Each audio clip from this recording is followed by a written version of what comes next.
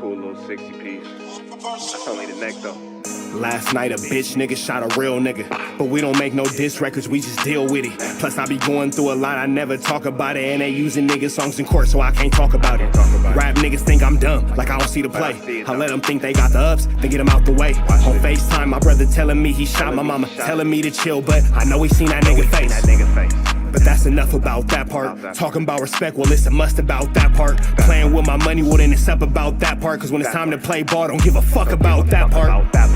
They know I'm that nigga when they see me. Her man crush been a hater and her little brother won't beat me. Her friend been on my dick since I was passing out CDs. Her baby daddy a mark and her boyfriend probably a weenie. 3,300 on my book bag. Left some niggas in the past, but I don't look back. Shit kinda different, I ain't the man that I was. I seen death in too many forms and I ain't never really shook that. Don't let him rock you to sleep, true colors better believe him. I know that God got me, but I be riding with my reaper. Praying with my kids and even then I got my heater. And I be stepping so hard, this hoes in $1,000 sneakers. Take your bitch when I meet her and you ain't seen her in about 3 days. Knew I was a threat, I passed that stick like a relay. Spin it back to back, it's like a motherfucking replay. Turn your son into a bitch when I shoot, I think I'm D-Wade. Told him I'm a savage, if I want it, I'ma have it. Playing with my lettuce, cook your head like a cabbage. Tell them that I'm rich and I'm solid, that's the advantage. Bitch, bad kids, fresh little nigga, you can't stand it. Tell them big checks, yardsticks, not a ruler. All I smoke is ops and I don't never smoke a hookah. Looking for a blessing that's worth of Jesus and Judas. Tell them niggas game 6, my whole team full of shooters. I slide on a nigga like a motherfucking flip-flop. Pressure on your homie and I promise he a flip-flop. Talking that wooty-woo, something. I know the police listen, so I ain't really saying nothing. I know these niggas envy, they can't manage how they feel. Jealousy's for bitches, you niggas pussy for real. A nigga get the drop and he happen to shoot. First we heal up and get back, we ain't going on the shirt, I swear to God, nigga. That woo-woo, something. I know the police listening, so I ain't saying nothing. Talking that woo-woo, something. Nigga, cock back and aim and leave you bleeding where you running, swear to God, nigga. The Hood War Stories. In this episode, I'll be discussing the life of Evil Owl Dog. Albert Martin Jr. was born on December 15th, 1963. He came from a good family structure. His father owned the auto shop on 107th as well as real estate out east. He was a businessman and tried to lead his family by example. They lived in a humble home on 106th Street. He had a wholesome childhood by most accounts, consisting of good teachings and family values. He started as a good kid, but over time things took a turn for the worse. That's typically how it always starts when it comes to the case of gang members, man. What's the deal? We're Strawberry tapping in 10 and Trap Boost Network. Back in the same, like cook cracking the same, here at 10 and then Trap Boost Network. It's I get excused, I get Allegito, you ain't finna get nobody's Allegito, big dog. I am at the car wash and I have found a spot where you can get a car wash and an oil change. About 130 bucks, man. That's a pretty good deal. I got this Tahoe, you feel me? So, pretty good deal, I ain't gonna lie. We finna jump into this content, but before we do, hit that notification bell, hit all, like, comment, subscribe, notification bell. Tap in with the tap in to make sure you are in fact tapped in with the tap in. Follow us on Instagram, TRAP, NEWS, hit us up. We finna jump into this content, man. The scariest blood of all time, Evil Owl Dog. Let's get into it, let's go. First incident that sent him down a bad trajectory was when his sister Cherry was murdered.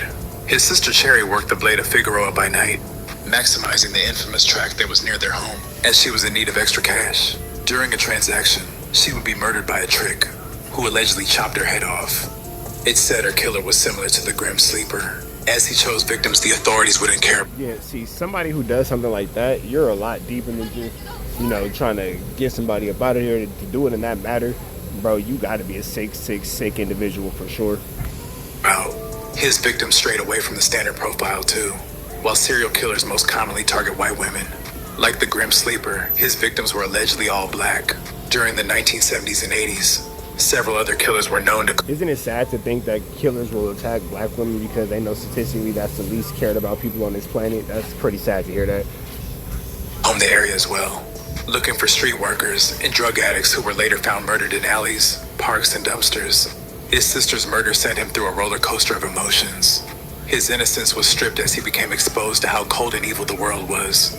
What was considered the nail in the coffin, and what sent Albert to the dark side, was when his younger cousin Kevin was murdered. Kevin used to stay on 106th in Denver near Albert, but later moved to the east side. He became a high roller from the Main Street Crips. At just a teenager, he was grossing well over 6 figures a month. He had birds for days. Sheesh, got them flocks out there, good pigeons. And was balling out of his league. They say he was allegedly hooked up with the Colombians, but on one fateful day, he was shot dead in a drug deal gone wrong. After his cousin's murder, Albert began to spiral. Beginning at age 13, he would belong to the Denver Lane Bloods gang. The Denver Lane Bloods are a black American gang located on the west side of South Central. Their main clique is 109th, though they have many other cliques stretching from 105th down to 120th. From the day he started, Albert made a big impact. At 13, he shook the block by beating up men twice his age. With Albert living on 106th, bordering the Salos, he had to push a hard line and inflict his will to assure his neighborhood. Yeah, that's a crazy border to live on top of, for sure. For those of y'all who don't know, the Halos and the Salos, excuse me, and the Salo Hoovers and the Denver Lanes been going back and forth for a long time now, and that unfortunate rivalry has claimed a lot of lives. So for anyone from either one of those gangs to, you know what I'm saying, maybe fall on the end of either side of that parameter, that's a tricky spot to live at, man. It's definitely a tricky spot to live at. So definitely God bless everybody staying over there for sure. Sewed up. Any let up would have made a way for the Salos to encroach on their territory.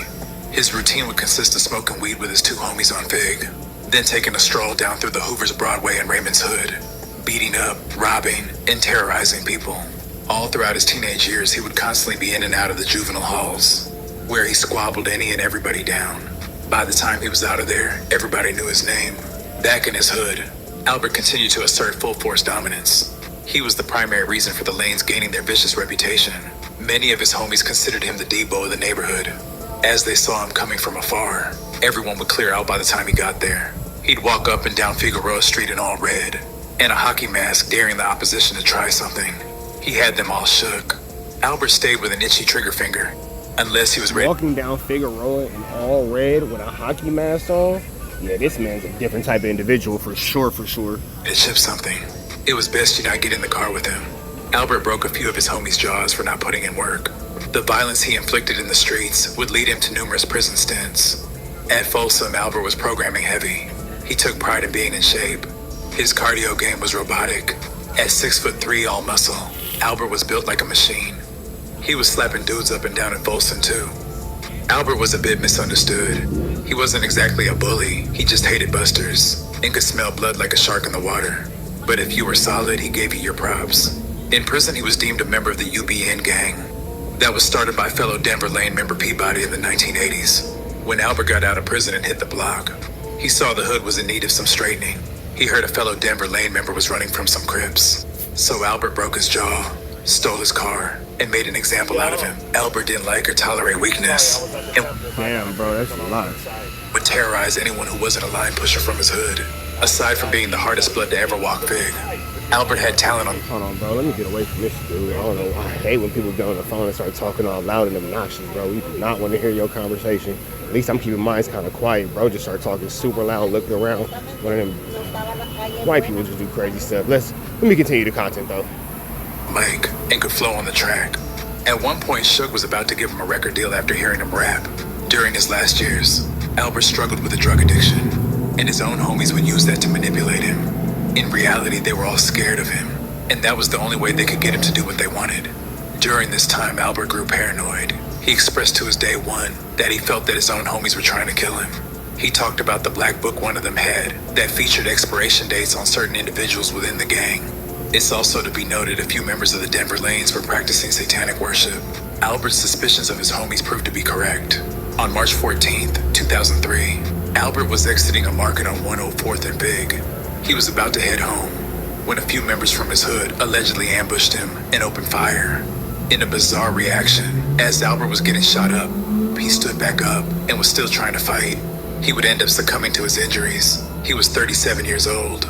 Those that were close to Can you imagine somebody trying to ambush you in that type of fashion, and then you stand up and you start getting cracking and going back for what you know? That is incredible.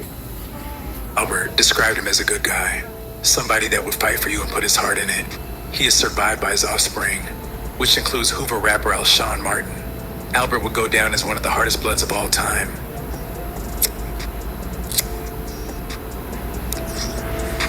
All right, man, so we're up on to the next one. Y'all know the deal. Those red dots to the left. Y'all know the rest is free. I have no angel, so he's free. We gone.